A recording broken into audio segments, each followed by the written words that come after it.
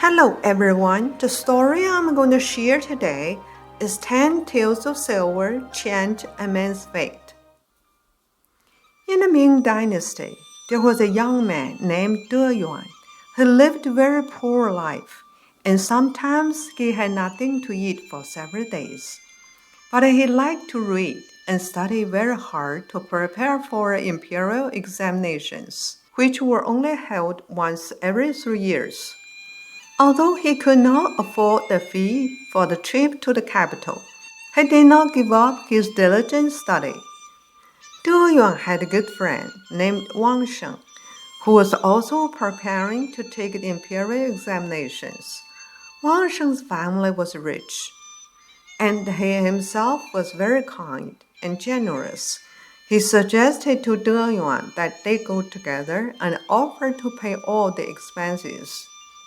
When they arrived in the capital city, Jinling, they heard that there was a fortune teller who was very accurate in predicting people's fates. Thus, together with 6 other students, Yuan went to the fortune teller. The fortune teller gave detailed descriptions of the lives of the 6 other students, and sure enough, they were very accurate. When it came to Yuan's turn, the fortune teller asked several questions and bent his fingers to count. Then he asked Yuan to go home immediately. All of them were shocked. The fortune teller continued, "You will die within 5 days in a kind of accident while on your way somewhere." Wang Sheng and all others asked the fortune teller if there is any way to undo this fate. The fortune teller said, "Life and death is a major issue. If one's virtue is used up, no one can help. There is nothing I can do in such a short period of time." All of them were disappointed and returned to their inn with heavy hearts. Not to bother others, Yuan planned to return home. Wang Sheng felt very sad and showed his sympathy by paying for the boat and also giving him 10 taels of silver, just in case he needed it on his way home. After saying goodbye to all of them, Yuan boarded the boat and headed home. The boat moved along the Yangtze River for about 10 miles but stopped because of strong wind. The boatman moored the boat, and 4 days quickly passed, but the wind only became stronger. Yuan thought about how there was 1 more day left before his fated death and how the boat could not move. Was it really like the fortune teller said? Was he going to die while on his way somewhere? At this time, Yuan was waiting for death and had nothing in his mind. He went ashore and wandered around. Out of the blue, he saw a pregnant young woman with 3 children walking down the road while crying. In such a sparsely polluted area, he wondered where she was going. Suspicious, he hurriedly went up to her and asked her if she needed any help. The woman told him that she sold 2 pigs and the price was 10 taels of silver. But instead of getting 10 taels of silver, she received 10 taels of copper. She was so afraid of being beaten that she did not dare go home. Finally, she decided to take all of her children to jump into the river and commit suicide. Upon hearing this, Yuan felt very sad. He figured he would die soon anyway and would not need his silver anymore. He secretly exchanged her copper coins with his silver coins. Then he said to the woman, "My goodness, you almost have made a big mistake. This is real silver. How come you said it was copper?" The woman said angrily, "I went to several stores and they all told me they were copper coins. How can they be silver now?" Yuan said, "That's because they saw you're a woman and wanted to cheat you.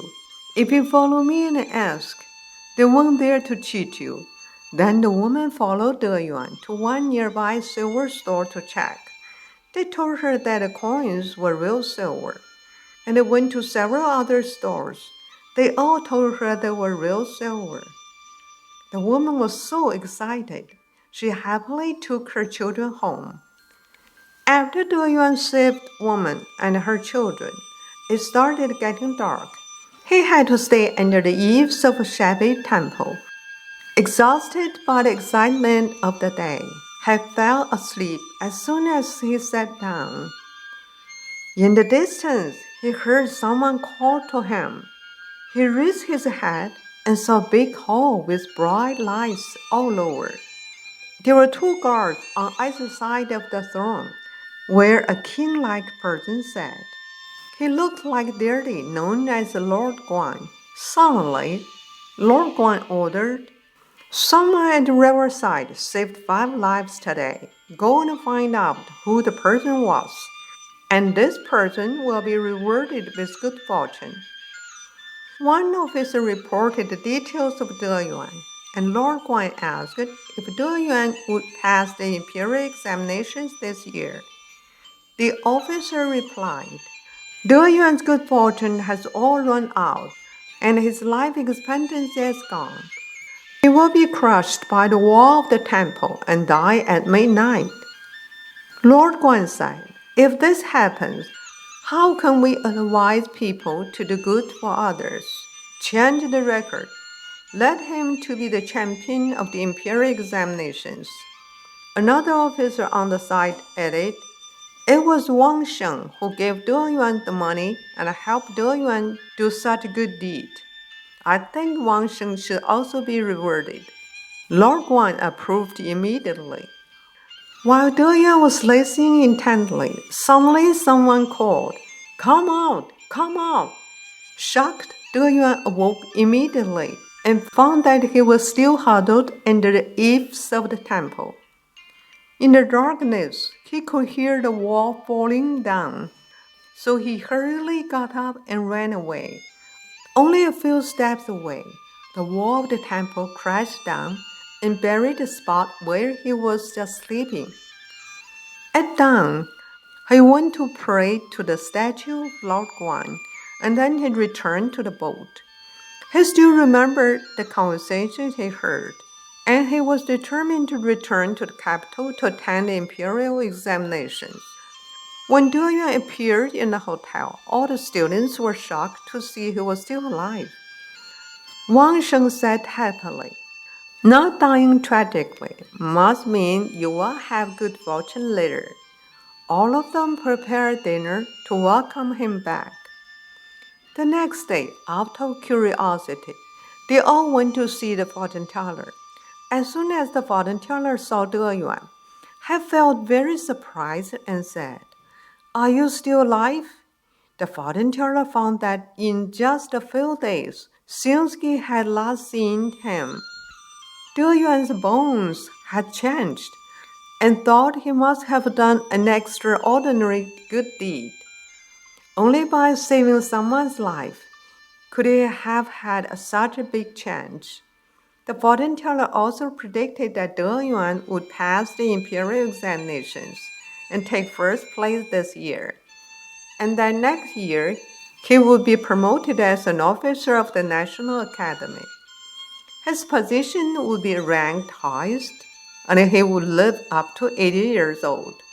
The fortune teller told Wang Sheng that he would also pass the examination. Wang Sheng smiled and said, "How come? I did not do any good deeds." The fortune teller said, "You did good deeds with no selfish motive. Only this kind of deed is called De." Returning to the inn, De Yuan told Wang Sheng all about what happened, and also told him that if he had not given him the silver, he would not have saved the family's lives. De Yuan said that Wang Sheng received protection from the gods because of his selflessness in aiming him. Surprised, Wang Sheng said, "No, this is because of your kind heart. I should thank you." Both were being modest, and their hearts were like shining gold, or like the lotus not stained with mud, and embodying holiness. After the Imperial Examinations ended, Just as was expected, De Yuan took first place, and Wang Sheng's name was also listed as passing. The following year, both of them were appointed as officers of the National Academy. Thank you very much for listening to the story. More touching stories will be ready for you if you just subscribe it. Thank you again.